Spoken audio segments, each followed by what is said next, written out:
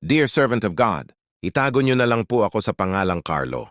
Ako po ay 47 years old, single, at nagtatrabaho abroad bilang supervisor sa construction building. May nakilala akong babae online, si Gina, 27 years old.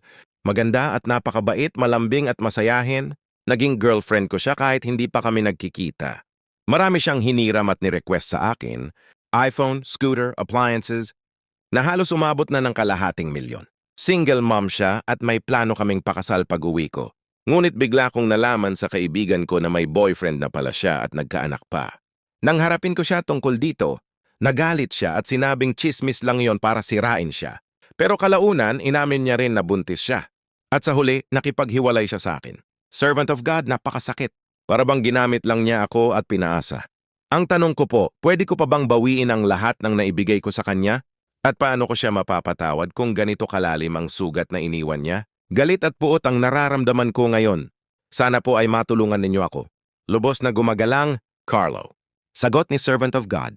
Mahal kong Carlo, una sa lahat, ramdam ko ang bigat ng pinagdadaanan mo. Ang sakit ng pagtatraidor at panloloko ay parang sugat na paulit-ulit na binubuksan. Hindi mo kasalanan na nagtiwala ka, ngunit tandaan mo, hindi lahat ng tao ay marunong magmahal at magpahalaga. Tungkol sa material na bagay, o may karapatan kang singilin, o i-pursue sa legal na paraan kung nais mong mabawi ang mga pinaghirapan mo. Medyo matagal lang at gastos lang din. Ngunit tandaan mo, minsan mas mahalaga ang kapayapaan ng isip kaysa habulin ang nawala. Huwag mong hayaang ang pera ang maging ugat ng patuloy mong galit at pagkakagapos sa kanya.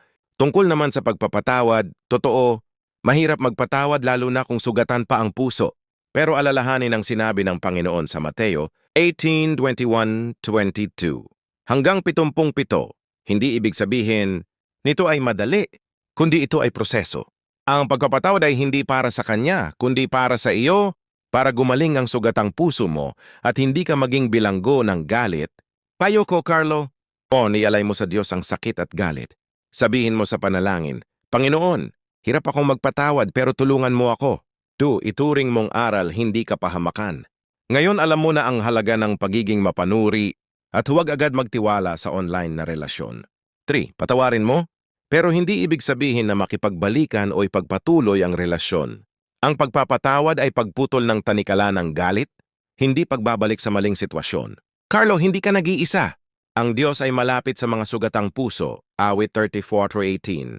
Hayaan mong si Lord ang mag-ayos ng lahat at magbigay ng hustisya. Ang tunay na kaginhawaan ay nagmumula hindi sa paghihiganti, kundi sa pagpapatawad at pagsuko sa Diyos. Magtiwala ka lang, Carlo, at may nakalaan si Lord na the best para sa iyo. Yung deserving at right. Girl para sa iyo. Nagmamahal at nananalangin, Servant of God.